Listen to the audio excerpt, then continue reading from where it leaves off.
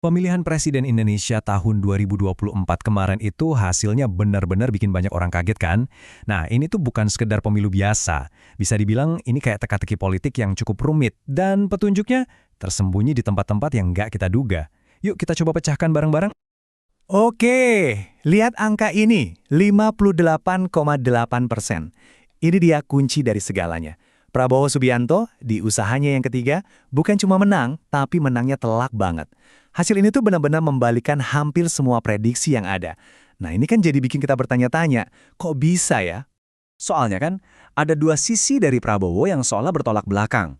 Di satu sisi ada citra dia sebagai mantan komandan pasukan khusus dengan masa lalu yang bisa dibilang cukup kelam ya, yang terus dibayangi dugaan pelanggaran HAM.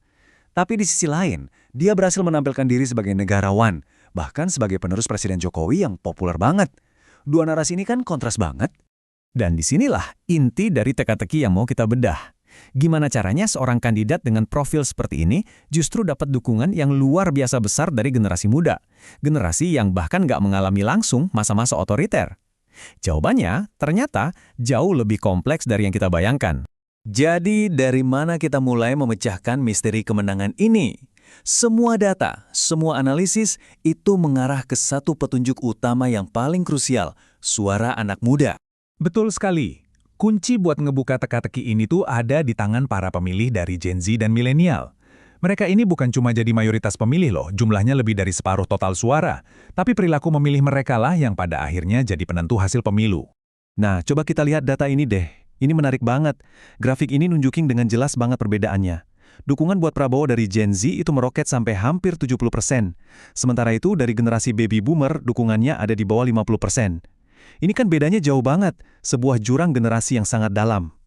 Kutipan dari salah satu riset yang jadi dasar pembahasan kita ini seolah menggarisbawahi betapa signifikan dan ironisnya situasi ini.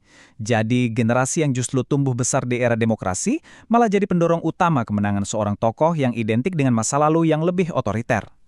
Oke, jadi apa sih yang sebenarnya mendorong para anak muda ini? Analisis yang lebih dalam menunjukkan kalau ada 3 faktor utama yang saling berkaitan. Yuk kita bedah satu persatu. 3 pendorong utamanya adalah, yang pertama, strategi rebranding atau pencitraan ulang yang super efektif di media sosial. Yang kedua, memori kolektif kita tentang masa lalu yang tampaknya semakin pudar. Dan yang ketiga, ini juga penting banget, adalah kecemasan soal ekonomi yang benar-benar dirasain sama anak muda. Kunci dari strategi pertama tadi bisa kita rangkum dalam satu kata ini, gemoy. Mungkin kedengarannya sepele ya, tapi kata inilah yang jadi mesin penggerak kampanye rebranding Prabowo. Istilah ini berhasil mengubah persepsi publik secara drastis, terutama di platform-platform kayak TikTok. Jadi gimana strategi gemoy ini dieksekusi? Citra Prabowo yang tadinya kaku dan keras itu diubah jadi kakek yang menggemaskan. Terus video-video dia joget jadi viral di mana-mana. Avatar-avatar kartun yang lucu dan ceria juga membanjiri media sosial. Dan taktik ini terbukti super efektif di TikTok. Data bahkan nunjukin kalau pengguna muda TikTok itu kemungkinannya jauh lebih besar untuk milih dia. Nah, ini yang membawa kita ke pendorong kedua yang sangat krusial. Kenapa? Karena citra baru yang gemoy ini hanya akan benar-benar berhasil kalau audiensnya udah nggak ingat lagi atau bahkan mungkin nggak pernah tahu soal citranya yang lama. Slide ini nunjukin dengan gamblang adanya jurang memori antar generasi. Coba dia lihat perbedaannya, cuma sekitar 17% dari Gen Z yang tahu atau ingat tentang tragedi Semanggi, salah satu peristiwa kekerasan di akhir era Orde Baru. Sekarang bandingkan sama generasi baby boomer yang angkanya mencapai 68%. Jomblang banget kan? Terus pertanyaannya, apakah ingatan ini beneran ngaruh ke pilihan di bilik suara? Jawabannya, oh tentu saja ngaruh banget. Grafik ini nunjukin korelasi yang nggak bisa kita abaikan. Di antara pemilih yang nggak ingat peristiwa kelam masa lalu, dukungannya ke Prabowo itu sekitar 65%. Sebaliknya, di kalangan mereka yang ingat, dukungannya langsung anjlok. Jadi, lupa atau ketidaktahuan ternyata jadi salah satu faktor penentu kemenangan. Hal ini langsung mengarahkan kita ke pendorong ketiga, dan mungkin yang paling kuat pengaruhnya, kecemasan ekonomi. Ya gimana, kalau masa depan terasa nggak pasti, mungkin isu-isu dari masa lalu jadi terasa kurang relevan. Angka ini, 19,4%. Angka ini penting banget.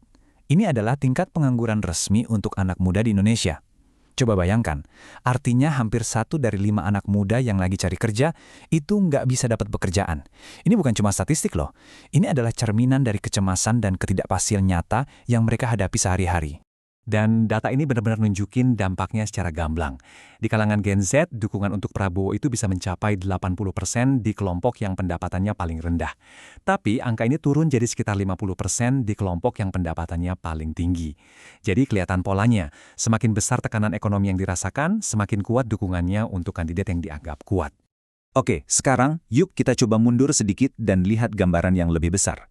Apakah yang terjadi di Indonesia ini cuma kasus unik? Atau jangan-jangan ini adalah cerminan dari sebuah tren yang lebih besar yang sedang terjadi di seluruh Asia Tenggara? Tabel ini menunjukkan gambaran yang sangat beragam. Di Indonesia dan Filipina, polanya agak mirip ya. Anak mudanya cenderung mendukung pemimpin yang punya kaitan dengan masa lalu yang otoriter. Tapi tunggu dulu. Di Thailand, mereka justru jadi motor penggerak partai progresif. Sementara di Malaysia, dukungannya beralih ke koalisi konservatif. Ini menunjukkan bahwa suara anak muda itu memang sangat kuat dan menentukan, tapi arahnya ternyata nggak seragam. Semua ini pada akhirnya membawa kita ke satu pertanyaan besar untuk kita renungkan bersama. Ketika kampanye media sosial yang cerdas, memori sejarah yang makin pudar, dan kecemasan ekonomi bertemu menjadi satu, apakah kita sebenarnya sedang menyaksikan lahirnya sebuah formula baru untuk meraih kekuasaan? Sebuah resep yang mungkin akan ditiru bukan cuma di Indonesia, tapi juga di negara-negara lain di seluruh dunia.